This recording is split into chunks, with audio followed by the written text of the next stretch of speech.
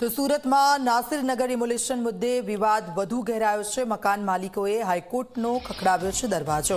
મકાનો પર કાર્યવાહી રોકવા માટે સ્ટે માટે અરજી કરી છે। એક અઠવાડિયા પહેલા અંદાજે 100 મકાન અને ઝૂંપડાઓ તોડી પડાયા હતા। નોટિસ વગર કાર્યવાહી કરાઈ હોવાનો રહેવાસીઓએ આરોપ લગાવ્યો છે।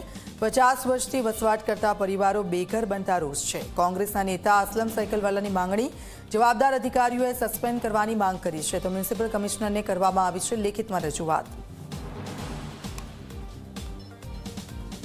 લેખિતમાં રજૂઆત કરી અને 50 જેટલા વિડીયો ક્લિપ ઈમેલ દ્વારા મ્યુનિસિપલ કમિશનરને મોકલેલા છે કે જેમાં મહાનગરપાલિકાના કર્મચારીઓ ચાલુ ડિમોલિશન સમયે ઉપસ્થિત છે। એક જ માંગ છે કે આ ભ્રષ્ટ જે અધિકારી છે, જે સોપારીબાજ અધિકારીઓ છે, જેમણે માફિયાગીરી કરી છે ગરીબો સાથે, એવા જયાંગ જીવાન રામજીવાલા, સુજલ પ્રજાપતિ, અર્પણ પરમાર, નરેશ ગલચર, મોનિક ગઢિયા, જૈનિશ પટેલ અને ઋષિકેશ પટેલને તાત્કાલિક અસરથી સસ્પેન્ડ કરવા જોઈએ।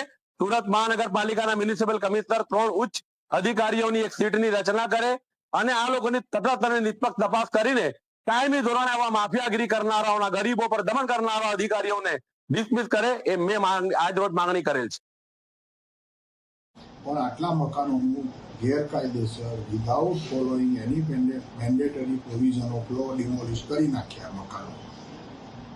પછી ખબર પડી આ લોકોને કે આ જે સ્ટાફ હતો તે સેન્ટ્રલ ઝોનનો હતો, એટલે એ લોકોએ ડિસઓન કરી દીધું કે ના અમે નથી કર્યું, ફરી ગયા।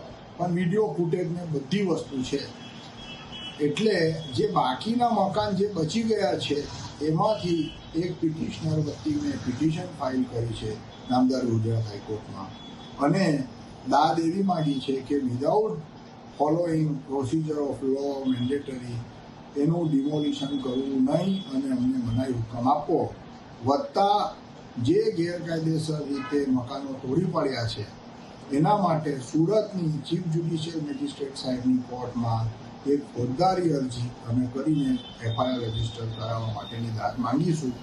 એ તૈયાર છે, લગભગ કાલે દાખલ થઈ જશે।